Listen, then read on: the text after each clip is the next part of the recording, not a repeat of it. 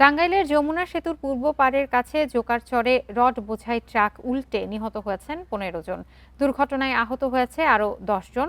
দুর্ঘটনার বিষয়ে আরও জানাতে টাঙ্গাইল থেকে যুক্ত হচ্ছেন সহকর্মী মামুনুর রহমান। মামুনুর রহমান, দুর্ঘটনার বিষয়ে আপনার কাছে সবশেষ কি তথ্য আছে, আমাদেরকে বিস্তারিত জানাবেন। এখন পর্যন্ত আমরা আসলে ৬ জনের পরিচয় পেয়েছি, যাদের বাড়ি নওগাঁয় বলে আমরা প্রাথমিকভাবে জানতে পেরেছি। এর বাইরে বাকি ৯ জনের পরিচয় এখনো পাওয়া যায়নি।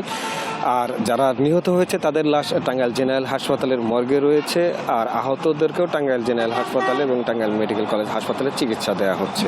যে জায়গাটিতে দুর্ঘটনা রয়েছে আমরা এখন পর্যন্ত সেইখানেই রয়েছে, এবং এখানে পাশের থানা রয়েছে, থানাতেও কিছুক্ষণ আগে গিয়েছিলাম। সেখানেও যারা নিহত হয়েছে তাদের স্বজনরা আসেনি, না আসার কারণে আমরা বিস্তারিত তথ্য পাইনি। যে হাসপাতালে মরদেহ পাঠানো হয়েছে সেখানে গেলে তথ্য পাওয়া যেতে পারে। এই সড়ক দুর্ঘটনাটি ঘটে রাত 4টার দিকে। 4টার দিকে এই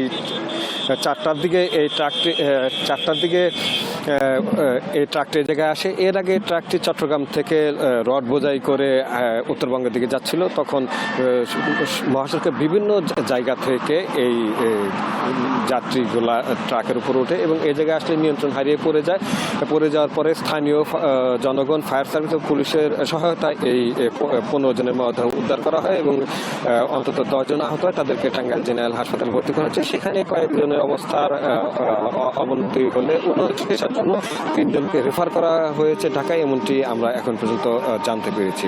আর যেটা বলছিলাম যে 6 জনের পরিচয় প্রাথমিকভাবে পাওয়া গিয়েছে, বাকিদের পরিচয় পাওয়ার জন্য চেষ্টা করা হচ্ছে।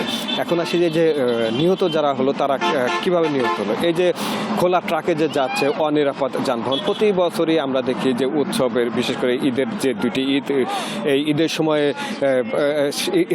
সময় ট্রাকের উপরে মানুষ যাতায়াত করে, যেখানে সেই ট্রাকগুলি দুর্ঘটনা হলে এই দুর্ঘটনাগুলি ঘটে। তো স্থানীয় জনগণ চাচ্ছে যে এই খোলা ট্রাকে মানুষ যাতায়াত কমলে তাহলে এই শ্রেণীর দুর্ঘটনার হাত থেকে মানুষের জানমাল রক্ষা করা যাবে। এই হচ্ছে আমার কাছে মহাসড়কের 15 জন নিহতের সর্বশেষ। টাঙ্গাইলের দুর্ঘটনার খবর জানাচ্ছিলেন সহকর্মী মামুনুর রহমান।